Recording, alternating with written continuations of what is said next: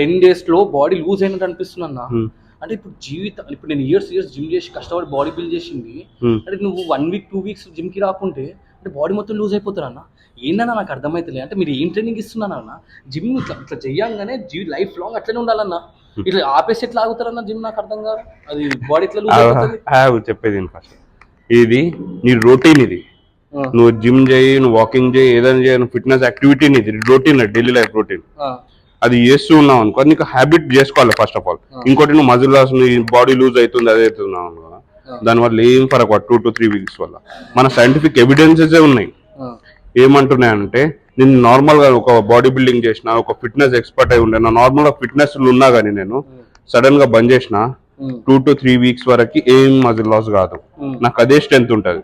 ఇప్పుడు నువ్వు continuous work out చేసినావా, నువ్వు స్టార్ట్ చేసినావా, ఒకసారి చూడు, నువ్వు లాస్ట్ టైం వదిలేసిన స్ట్రెంత్ నీకు ఉంటది. ఈ 2 weeks లో